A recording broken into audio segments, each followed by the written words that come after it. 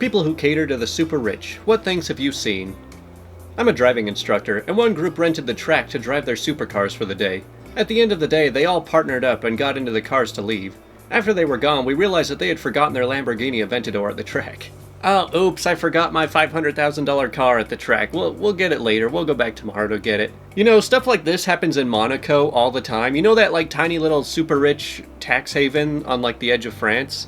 Basically, people will get in their supercars, they'll drive down the street, and then, like, the laws there are so ridiculous that you'll just get pulled over and get the car impounded for pretty much anything. So people will drive, like, half a mile, they'll rev their engine, they'll get pulled over, they get the car impounded, and then they just go home and then get another car, and then they start driving that one, and then that one gets impounded too. So the impound lot is just full of these $500,000 cars. It's kind of ridiculous, but also kind of hilarious. Family friends are having marital issues. Their marriage counselor figured out that a lot of their problems were over cooking meals. The counselor reminded them that they're rich and they could just cater all their meals, and it would be cheaper than getting a divorce.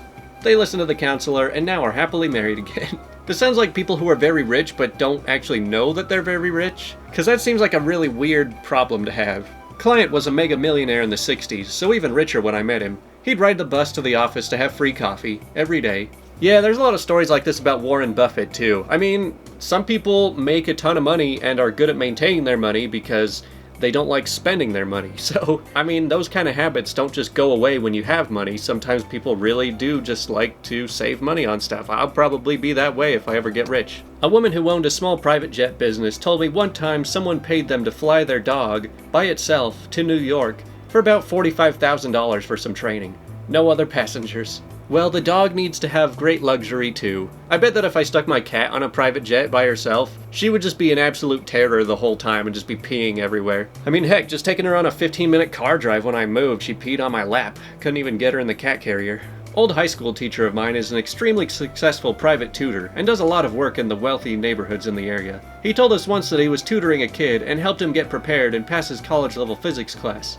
And at the end of their last session, the kid told him to wait there and went into his dad's office and came out with a payment, and an extra $1,000. My teacher tried to deny it, saying it was too much, but the kid said his dad asked to give him a tip. You know, it's just a casual, probably like 500 or 600% tip, no big deal. I live near a company that builds yachts. One day there was an odd-looking yacht. A crew member explained to me that that was a shadow yacht. You see, when you get hyper-rich and have multiple yachts, you wouldn't want to ruin the aesthetic of your nice yachts with jet skis and helicopters. Nor would you want your crew to sleep on a nice yacht.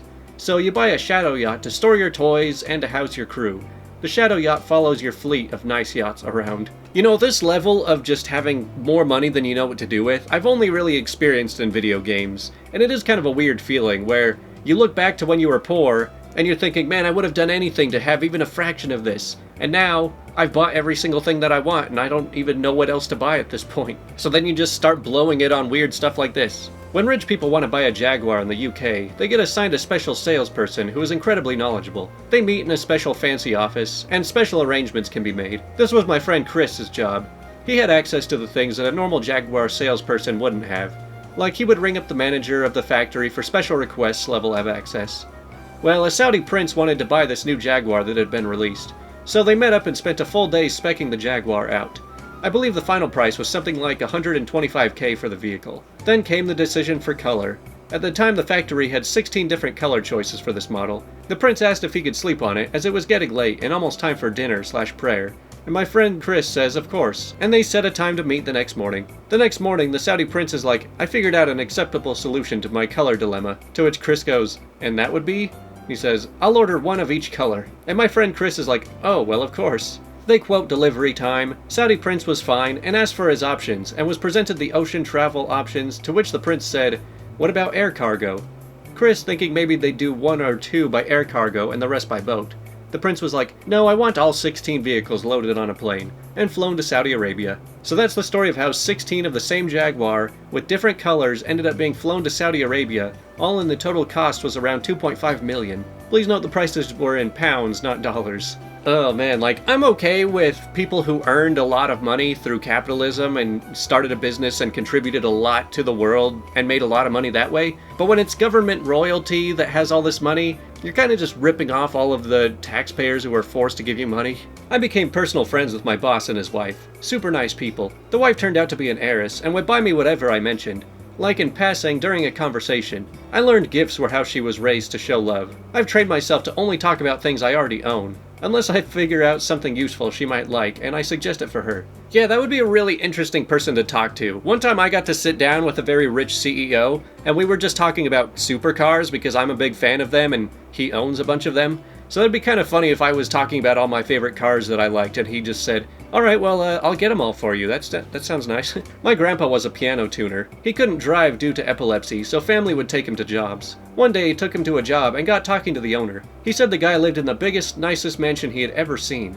Everything in the house was crazy expensive, but the owner and his wife were very down to earth and normal, if not a bit rough around the edges. Finally, his curiosity got the better of him, and Dad asked how they made their money. The guy said they used to drive a truck and got tired of needing to carry around bottles of ketchup. That's how my dad met the creator of the ketchup packet. Crazy how one little idea can revolutionize the whole world, and also change your life forever.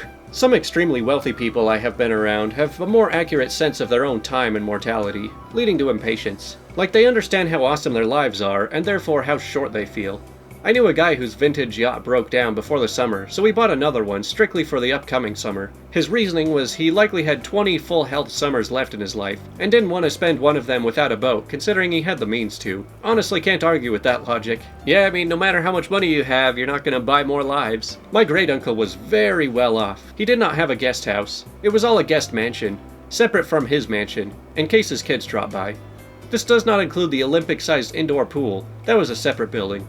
He bought a cannon. He used it to shoot the mountain behind his house. He shot brand new special bowling balls out of it. They cost $100 per ball. Okay, a bowling ball cannon. That's one I haven't heard before. I was invited to a Christmas dinner while I lived in Seoul by an extremely wealthy Korean family. Very nice family, but I think in hindsight they wanted to show their friends that they had foreign friends like me. Wife had everything catered and the home professionally decorated. It felt like they were in a department store. Multiple Christmas trees, a working train set, staff handing out appetizers on plates, etc. It looked like she studied Christmas movies from the USA and copied everything. Dinner is served on a comically long table with 2 huge oven-roasted turkeys and all of the trimmings. They looked perfect. I was later told that Koreans don't like turkey and were just for decoration. They would be thrown out later. We ate Korean food. The family said I could take the turkey home, and that the caterer would drop it off with anything else I wanted. Wow, I think this is probably the first time I've ever heard an instance where people of other countries try to appear cultured by showing American traditions. Kind of like how so many Americans are obsessed with trying to pretend that they're so cultured for eating Mexican food or Chinese food or something like that. I worked at a resort and marina that dealt with high-end boats, from mega yachts to brand new cigarette boats. Always assume the quiet dude with the stained shirt is the owner of a performance boat. Never expect tips from mega yachts. The most narcissistic guests were always surgeons. The angriest guests were lawyers.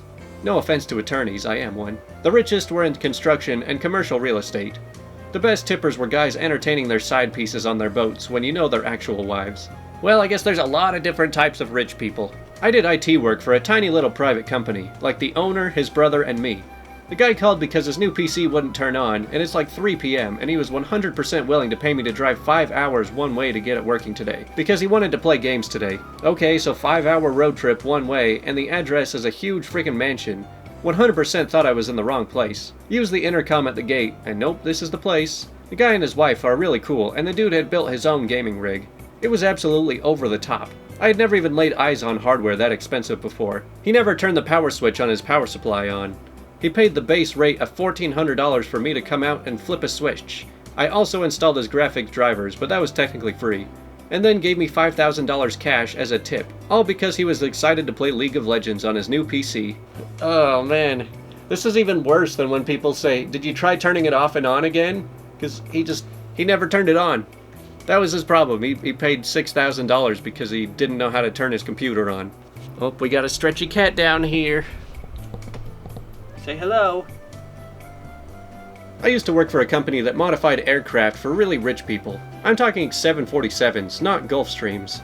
This company had made several aircrafts for this one customer, who I was told had purchased a new one solely because his spiritual advisor had told him that one of his current planes was bad luck. He still let his wife use it for her personal travel. To me, one of the most exquisite features of these planes wasn't the gold-plated everything, or rare wood veneers. It was the silk carpet, That stuff costs over $1,000 per square foot, and feels like walking on a bed of angel feathers harvested in the most inhumane way possible. Granted, these guys didn't deck out the whole plane, just their personal areas. The aft third is usually reserved for staff and such, and is more like a fancy economy class. But yeah, silk carpet. It's gotta be so weird having a 747 as your own private plane. It's basically like walking into a hotel and just being able to walk around and do everything you would in a resort, but you're flying through the air. I mean, even if you're flying in a private jet, you're still just kind of forced to sit in a seat, maybe watch movies or something. There's usually not a whole lot you can do on a plane, it's just too tight. My dad delivered a pizza to Rob Deerdick. He tipped him $100 and apparently farted and thought it would be silent, but it wasn't. Well, maybe he was paying you $100 to let it slide. Some kids have whole plans and strategies they practice to prevent being kidnapped or harmed by crazy stalkers. One kid I worked with was the kid of a big Hollywood player, and people would stalk the kid in an attempt to get to the parent. So this nutjob wielding his screenplay broke in and cornered the kid. Here I am thinking I'm gonna have to throw myself physically between them, but the kid dove into the nearby dog kennel and locked themselves in. He couldn't get out, but the nutjob couldn't get in either. So the nutjob just threw the screenplay at him into the kennel. Meanwhile, I had called the cops. I was so impressed by the kid's quick thinking and asked how he got the idea.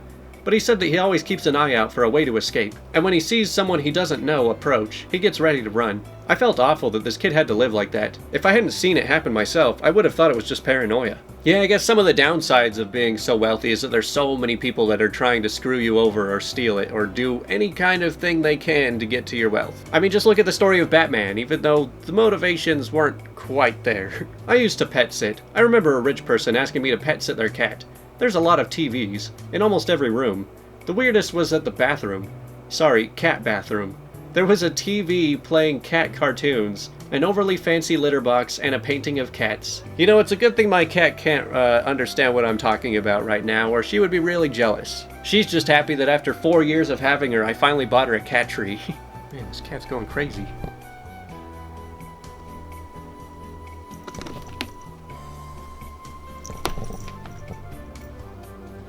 I worked for the sister of a billionaire doing odd jobs that eventually turned into doing the same thing for her friends and family. People in the single-digit millions spend recklessly, always trying to show off their wealth. People in the double-digit millions are mixed bag. People in the 100 million to billion range were incredibly interesting, because the ones I worked for were incredibly frugal. If you took away the business aspect, they were normal people, not pretentious a-holes. They didn't really care about appearances anymore. They drank $50 bottles of liquor, not $1,000 scotches. They preferred pizza to a catered meal. They bought the home with the best view, not the biggest home. Their big purchases were also investments. Own a PGA course, but use a $2,000 set of clubs because they like the fit. Make a $50 million deal in khaki shorts, sandals, and a t-shirt. Never did I hear a raised voice. Every request was prefaced with please, and often thanked genuinely. I was incredibly shocked, not the demeanor I anticipated. That leads me to the most common thing I saw. Terrible kids. Just absolute abominations of people.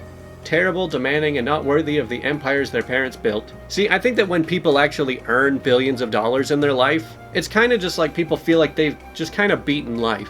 You know, they've conquered it all. They've done everything they need to do. They've probably overcome just insane amounts of struggle, and now they get to relax. But then they have kids who just skip all of the struggle part and just go straight to being lazy. And that's how you get very entitled people. I used to be a housekeeper for some of the wealthier people in my city. The best thing I've ever seen is the wife of a rich guy or something of that sort had custom suits of armor made for her cats. She had them displayed, along with tiny suits of armor for mice. Well, I mean, sometimes regular people kind of overdo it with, like, spoiling their pets. So, I mean, if you're so rich and you love your pets just like anybody else, you're gonna be doing ridiculous things just to spoil them even more. But sorry, Faye, you're not getting a suit of armor. At least not a custom-made one. I might find one someday. I know of someone that had a $100,000 toilet. Now there's one way to dump your money down the drain. Rich broker I worked for got a divorce. His wife wanted $30K a month, per child, in child support. His lawyer convinced him it was a good deal and that he should take it. He asked me if $30K a month was a lot of money. I told him that was more than I make in an entire year. He said, I can't believe I have such a crappy lawyer. Cool dude. Had to overnight him some pants because somehow he ended up in Scotland, and it was cold and he couldn't be bothered to go shopping. He had a house in Santa Barbara that was given to his first ex-wife that stopped paying taxes on it. Basically an abandoned mansion. He sent his assistant there to check it out, and there was a family of raccoons living in it. He really liked Grey's Anatomy and needed ice for his Diet Coke.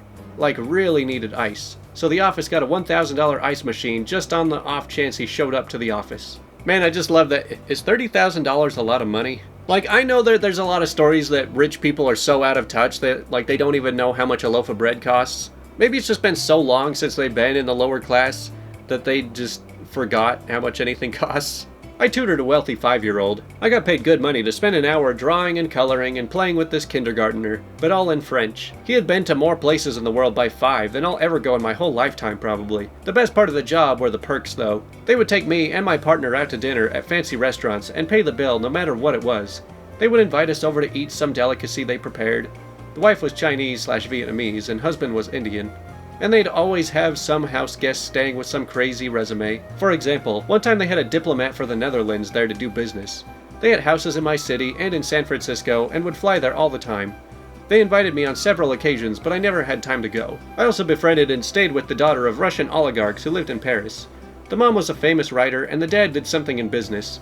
Their grandfather was a famous Soviet writer, and so in general they all lived a very cultured life. They lived in the richest part of Paris called Noyers-sur-Seine, and had houses in the Alps, Crimea, and Moscow. The crazy part, or rather the sad part, was that she only had a few options for a career. She could be a doctor, a lawyer, or a businesswoman. Their son was lucky enough to study at the Geneva Conservatory, but that was only because he was really talented. In the family, if you didn't have a natural artistic talent, you only had those 3 career prospects to choose from. I had the impression that she was rather depressed about how limited her options were, and how much pressure was put on her to succeed. Well, I hope you enjoyed all of the stories. So like, most people when they think, oh, I want a lot of money, they always default to just, oh, I want a big house, I want nice cars, I want fancy clothes, and I want to go on nice vacations. It seems like a lot of people just kind of think that that's all that being rich gets you. It's like, I want all the stuff that I already have, but more of it and nicer versions of it. So it's kind of interesting to hear about what billionaires will spend their money on that pretty much only billionaires would know about, and not just all of the typical stuff that every social media influencer buys just to show off. But that's all for today. I actually enjoyed this one quite a bit.